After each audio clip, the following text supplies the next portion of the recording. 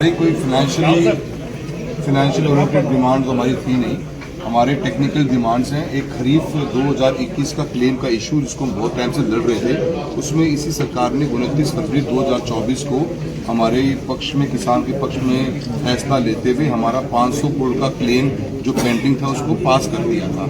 अब उसके बाद में 1 साल बाद में 18/8/2025 को दोबारा से एक टेक्निकल कमेटी बैठी। बीमा कंपनी ने शिकायत दर्ज कराई भारत सरकार को, उसके ऊपर कमेटी बिठा के फैसला लेके हमारा 2024 के फैसले को निरस्त कर दिया। उससे किसानों को डायरेक्ट 500 करोड़ रुपए का लॉस हुआ है। हम इस मुद्दे को लेकर ही ट्रैक्टर मार्च करके आना चाहते थे और इस मुद्दे के लिए हम आए हैं।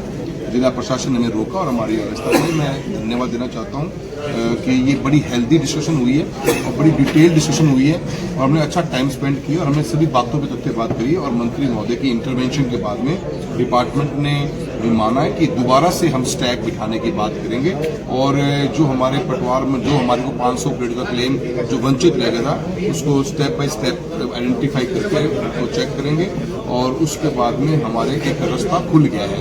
हम आज की तारीख में हमने एक पॉजिटिव स्टेप लिया है और ये मीटिंग्स होने के बाद में जो हमारे 500 करोड़ का लॉस जो बिल्कुल बंद हो गया था, अब उसका हमारा एक वे खुला है। ये हमारी बहुत बड़ी विक्ट्री हम इसको मानते हैं इस मीटिंग से और मैं मंत्री महोदय का बहुत बहुत धन्यवाद देता हूँ। इसके अलावा एमएसपी, यूरिया, डीएपी वगैरह को लेकर बाकी नीतिगत एग्जीक्यूशन की प्रॉब्लम्स हैं कि डिस्ट्रिक्ट में पोर्टल नहीं खुला तो हमारी मूंग की परचेजिंग नहीं हो पाई और मूंगफली की परचेज नहीं हो पाई। उसमें करप्शन बहुत है, कुछ एग्जीक्यूशन प्रॉब्लम्स है, उसके लिए मंत्री जी ने गाइड भी किया है और स्टेप बाय स्टेप जैसे जल जीवन मिशन में चूरू जिले में 70 करोड़ रुपए की पेंडेंसी है। डेविएशन आ गया बजट के अनुसार। बजट हमारा करीब 400 करोड़ रुपए का था, 70 करोड़ कम पड़ गए। अब उसके कारण SLRs जो होती हैं, सेकंड लेवल रिजर्वायर है, वो जुड़ नहीं पा रहे। अब उसके लिए मंत्री वो पैसा की फाइल घूम रही है 2 साल से, तो मंत्री महोदय ने इंटरवेंशन किया, प्रॉमिस किया है कि जल्द इसको पैसा निकल जाएगा तो हमारे वो जल जीवन मिशन का काम पूरा हो जाएगा। ऐसे हमारे पोर्टल का इशू है। MSP में हमारे पोर्टल पूरे नहीं खुले और पोर्टल न खुलने के कारण किसानों को 25% का ही परचेजिंग गवर्नमेंट ऑफ इंडिया करती है, तो हमारे 10,000 से कम पोर्टल रह गए, ज्यादा पोर्टल रह गए, टोकन्स रह गए हैं। वो टोकन खोलने का भी आश्वासन सरकार ने दिया है। हमारा एक नौहर फीडर का इशू था। नौहर फीडर के अंदर 120 करोड़ रुपए की DPR बननी थी state government of Haryana Rajasthan की पार्टनरशिप में, जो भारत सरकार फंडिंग कर रहा है। अब उसको प्रोजेक्ट को एग्जीक्यूट हुए 2 साल हो गए, वो DPR ही बन के तैयार नहीं हो रही।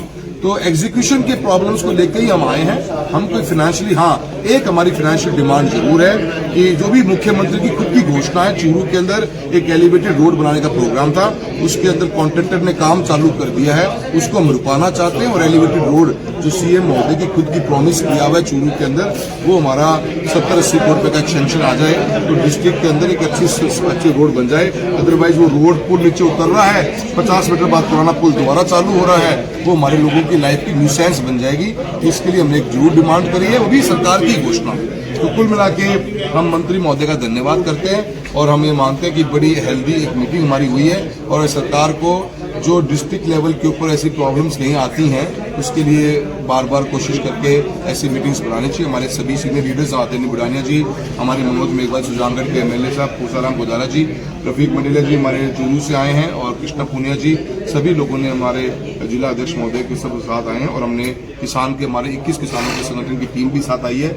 हमने बड़ी उम्मीद के साथ हम आए थे और हम नाउम्मीद नहीं हुए हैं। हमारी उम्मीद के ऊपर मंत्री महोदय ने बड़ा हमारा दोबारा जरूरत नहीं पड़ेगी कि ट्रैक्टर। मुझे लगता है किरोड़ी लाल जी मीना साहब की जुबान है, दोबारा आना नहीं पड़ेगा।